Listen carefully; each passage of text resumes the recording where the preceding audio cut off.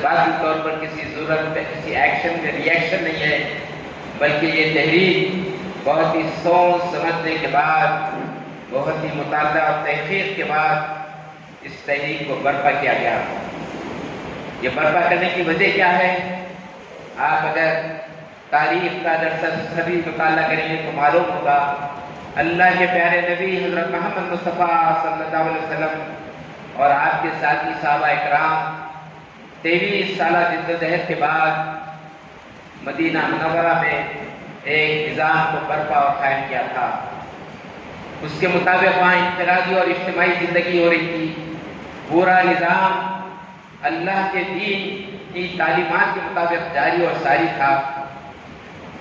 اس وقت تک اللہ تبارک و تعالیٰ نے ڈکلیئر نہیں کیا تھا دین کی تکمیل ہونے کا، جب تک کہ خدا کا پسندیدہ دین قائم نہ ہو۔ فرائض کا سلسلہ جاری تھا۔ آپ سب جانتے ہیں ہجرت سے قبل اللہ کے پیارے نبی حضرت محمد مصطفیٰ صلی اللہ علیہ وسلم معراج پر تشریف لے گئے۔ سفر معراج کے بعد نماز کی فرضیت کا اعلان ہوا، ہجرت کے بعد روزے کے فرضیت کا اعلان ہوا، جہاد کی اجازت دی گئی، حج کی بات کہی گئی، زکوٰۃ کا نظام کی بات کہی گئی۔ اس کے باوجود دین کے تکمیل ہونے سے قبل اللہ کے پسندیدہ دین ہونے کے بارے میں ڈکلیئر نہیں کیا گیا۔ جب دین قائم ہو گیا تب اعلان کیا گیا ان الدین عند اللہ الاسلام، اللہ کے پاس پسندیدہ طریقے زندگی کوئی ہے تو وہ اسلام ہے۔ اللہ کے نبی اور صحابہ کرام اس دین کو قائم کیا قربانیوں کے بعد۔ آپ تمام ان قربانیوں اور تاریخ سے واقف ہیں۔ اور اس کے بعد سلسلہ خلافت کا جاری رہا اور 4 خلفائے راشدین اسی نظام کو کنٹینیو کیے۔ وہ نظام کیسا خیر اور بھلائی کا تھا، اتنے خیر اتنی بھلائی کہ تصور نہیں کر سکتے میں اور آپ آج کی دنیا میں۔ وقت کا حکمران اس بات پر فکر مند ہے کہ میری ریاست میں ایک بکری کے بچہ بھی ناجائز طریقے سے اسے ختم نہ کیا جائے۔ تبھی تو اس خلیفے کی کیفیت کو دیکھنے کے بعد اس ملک کو آزادی دلانے والی شخصیت نے یہ بات کہی، حکومت اگر کرنا چاہتے ہو تو حضرت عمر کے طرز پر حکومت کریں، نظام چلانا چاہتے ہو آزادی کے بعد اس ملک کا نظام حضرت عمر کے طرز کا نظام چلایا جائے۔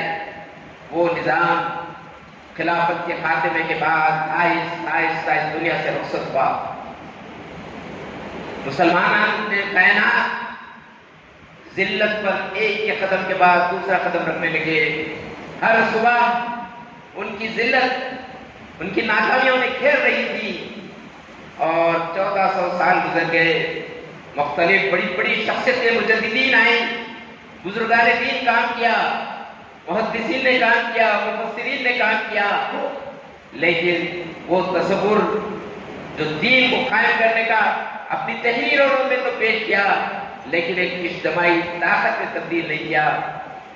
اردو دنیا میں سید ابو الاعلیٰ مودودی علیہ الرحمہ عرب ورلڈ میں قطب شہید اور حسن البنا اپنے قلم کو اٹھایا، لوگوں کو متوجہ کیا۔ امت اگر چاہتی ہے عزت، امت چاہتی ہے اپنا کھویا ہوا مقام حاصل کرنا، امت چاہتی ہے وقار کے ساتھ اس دنیا میں زندگی گزارنا، تو انہیں چاہیے کہ وہ کام کرے جو اللہ کے رسول اور صحابہ کرام نے کیا تھا۔ وہ کیا کام تھا؟ خدا کے دین کی اقامت، خدا کے دین کو بلند کرنا، خدا کے دین کے مطابق کائنات کا دنیا کا نظام چلانا۔ لیکن ملت کی کیا کچھ صورتحال ہو گئی تھی، دین اور دنیا میں تفریق کر دیا گیا۔ کچھ کام دین کے اور کچھ کام دنیا کے، تفریق یہاں تک کہ علم کو بھی تفریق کر دیا گیا، ڈیوائڈ کر دیا گیا۔ کچھ علم دینی اور کچھ دنیاوی۔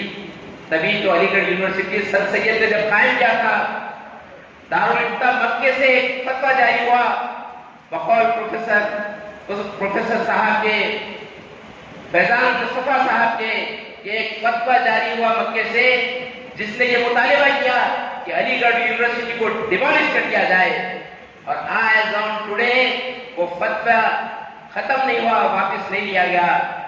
دوسری طرف علماء کرام کا معاملہ یہ تھا، درس گاؤں سے فارغ ہو رہے ہیں لیکن امت سے اتنے دور کہ عام مسلمان جو اصلی علوم حاصل کرتا اس سے